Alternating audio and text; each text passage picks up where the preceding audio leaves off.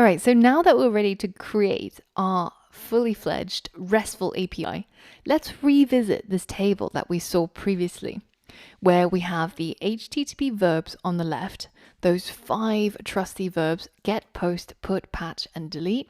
And then we've got our RESTful routing over here. One, which is for the overall category, so all of the articles that can be accessed through our API. And then one, which is for a specific resource inside that collection. So in this case, we're using an article on Jack Bauer as the example. Now, in order to make our API RESTful, we're going to go through this table and create each of these routes in turn, and we're going to build it up from scratch. And the first thing we're going to tackle is, of course, our get route, which fetches all of the articles using the /articles route. So we can do this using Express by writing app.get, specifying our route, and then adding a callback function which can tackle the request and response. And we've seen this and done this a few times now, so it shouldn't be too unfamiliar to you. And behind the scenes, in terms of our database, we're going to be reading from our database. So we're going to need to tap into our model that contains all our articles, and we're going to find the documents that match a particular condition. In this case, because we want to fetch all of the articles in our articles collection, we're actually going to leave that condition empty, and that will find us everything inside a particular collection. And then we have our callback, which can call back with an error, and also the results of that search, which will contain all of the documents inside our articles collection. So let's put that theory into practice and write some code in our app.js. So right here where you see the 2 /, our to do comment, we're going to delete that, and we're going to do what we need to do, which is create our get route that fetches all of the articles. So let's tap into our app and then use the get method from Express. And then we're going to specify the route, which is going to be the entire collection of articles.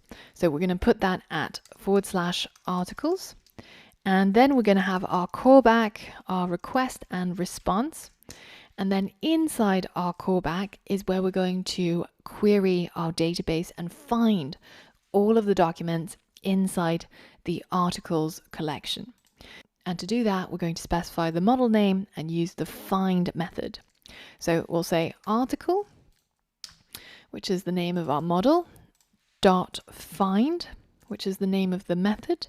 And then we're going to leave the first parameter empty because we actually don't have any conditions. We just want to find all of them.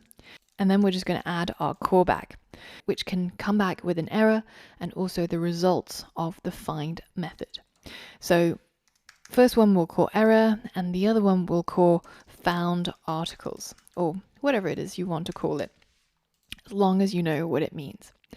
So now we're going to trawl through all our articles, find everything that's in there, and then once it's done, it's going to trigger the callback, potentially show us any errors if there were some, but otherwise just allow us access to the found articles. So now if we simply use our log and log the found articles and close off this method, then if we hit save, our server should work fine, but it seems like I've got a typo here. Instead of user new URL parser, it should be use new URL parser. So I'm just going to copy that in to make sure I don't have any more typos there. So now if we restart our server, you can see we no longer have any warnings or any deprecation warnings or any problems there. So now our server has started on port 3000, and in order to trigger our app.get method, we need to try and access our localhost 3000 /articles. So let's go into Chrome and go into localhost port 3000 /articles. And this will trigger our get request. So you can see it's running. And now if we check into our terminal, you can see it's logged all of the documents that are currently contained in our articles collection. Now, if we didn't want it to just log it, and instead we wanted to send it back to the client, then instead of console logging the found articles, we would say res.send. So the results are going to be sending all of these found articles. And now our server has refreshed, and we're going to tap into this get again, and you can see we now have all of our documents printed over here. And because I've got that Chrome extension, JSON Awesome Viewer, installed to my Chrome browser, you can see it's actually rendering it in quite a nice, pretty way. And we can see our 4 items in drop-down menu format. And now you should be able to see this is getting pretty similar to when you access a public API and try to access a resource by making a GET request. So now let's head back into Atom. Now, the last thing we're going to do before we wrap up the GET on our articles route is to actually just add in an error check in here, right? So just in case we had an error, we want to be able to reflect that back to the client.